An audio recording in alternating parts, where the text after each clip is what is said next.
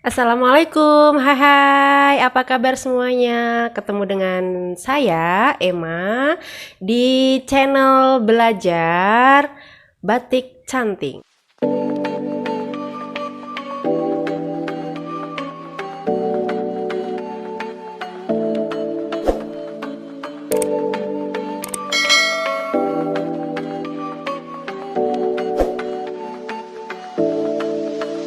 Iya, nah channel ini adalah channel belajar untuk kita mengenal tentang dunia batik. Sebagai orang Pekalongan yang saya lahir dari keluarga pembatik, saya terpanggil untuk membuat channel belajar yang berisi tentang pembelajaran membatik. Dan harapan saya semoga teman-teman bisa memanfaatkan channel ini untuk belajar tentang teknik membatik, tentang apa itu batik, terutama batik tulis, batik cantik. Jangan lupa sebelum kita lanjutkan video ini, teman-teman silakan like dan subscribe. Oke. Nah, teman-teman, di video kali ini saya mau sedikit cerita ya, bahwa sebagai generasi muda, sebagai generasi penerus, sudah saatnya kita peduli dengan batik, terutama batik canting. Kenapa? Karena generasi muda sudah mulai enggan atau sudah tidak tertarik dengan dunia batik canting. Kebanyakan mereka lebih suka yang instan, yang dengan cetak. Nah, itu memang lebih cepat.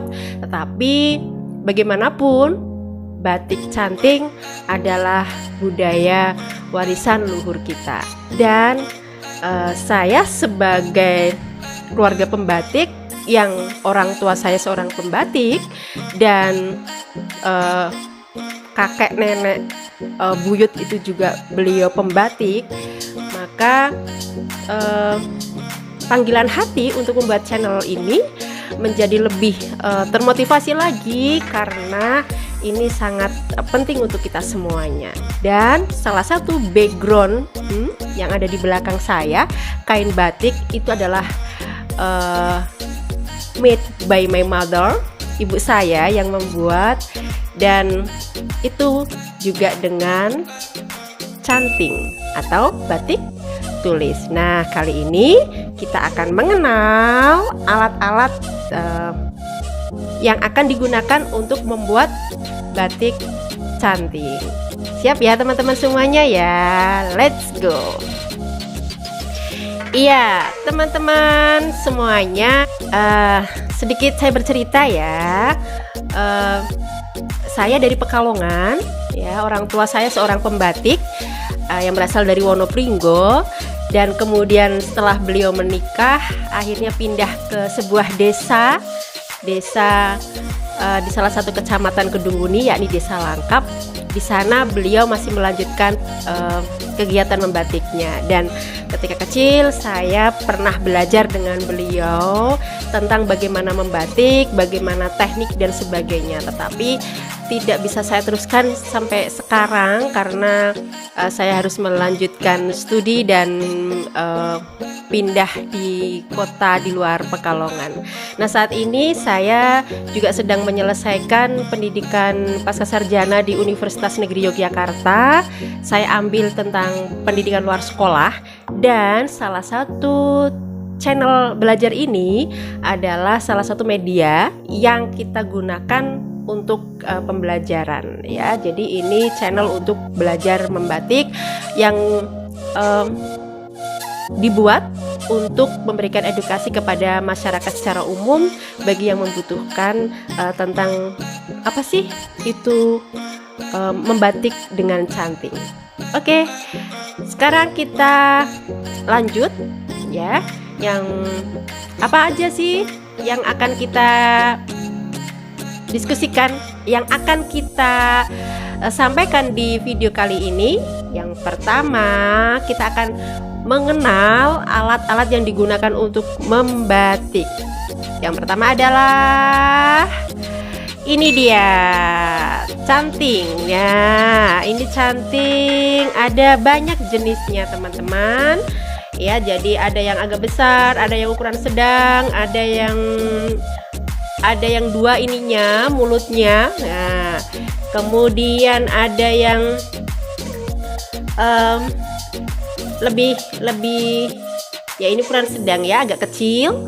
Nah, masing-masing ini fungsinya berbeda-beda ya, berbeda-beda. Kalau yang agak besar biasanya digunakan untuk membuat pola di awal. Yang besar sekali biasanya untuk ngeblok. Nah, kalau kita belajar menggambar kan ada warna yang diblok kan. Nah, di membatik juga sebenarnya ada. Nah, nanti akan kita bahas di video-video berikutnya ya.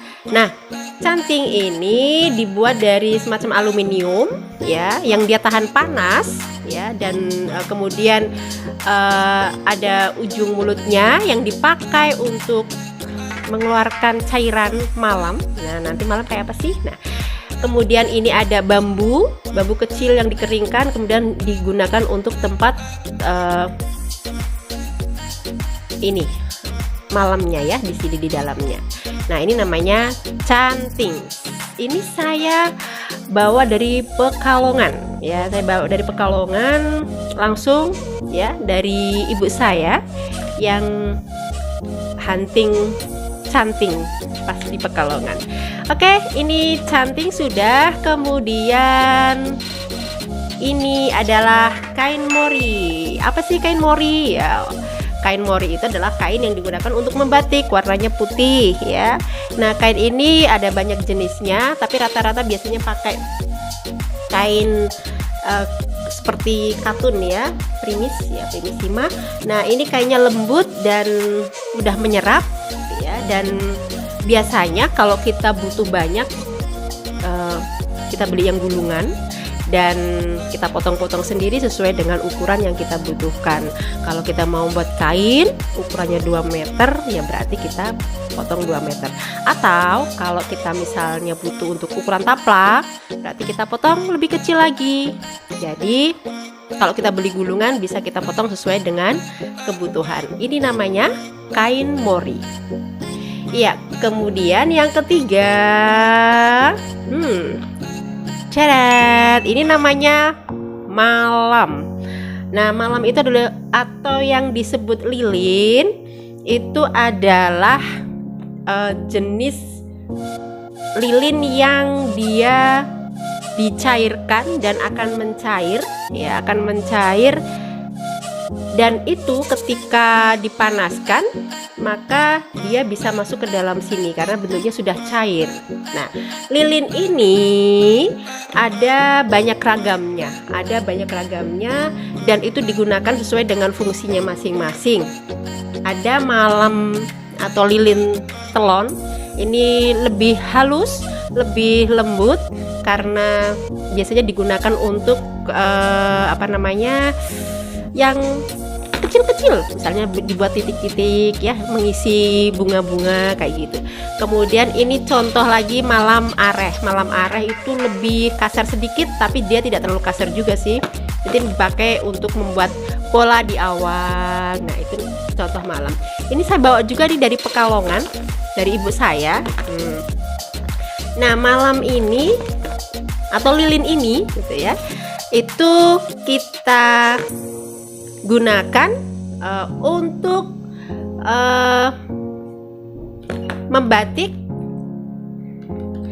tulis yang dia itu menjadi bahan pokok ya. Ibarat kalau misalnya membatik nggak ada malamnya ya susah, nggak akan bisa gitu ya. Nah,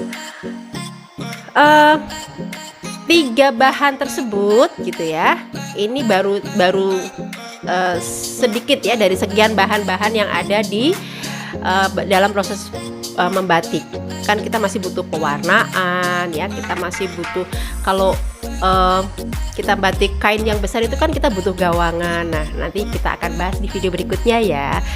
Nah, saya mau bilang bahwa malam ini atau lilin ini juga tidak akan bisa dipakai kalau tidak dicairkan. Berarti kita butuh wajan, butuh kompor ya. Jadi ini cara melelehkannya pun tidak boleh terlalu cair sekali sampai kepanasan banget, itu nggak bisa seperti itu. Jadi harus panasnya agak sedang ya, tapi juga tidak terlalu dingin. Kalau dingin nanti kurang meresap di kainnya ya. Nah, ini teman-teman untuk video kali ini, mudah-mudahan bermanfaat, dan jangan lupa ikuti terus video berikutnya. Kita akan belajar tentang batik canting dengan saya Emma dari Pekalongan, dan mudah-mudahan bermanfaat. Sampai jumpa di video berikutnya. Wassalamualaikum, dadah.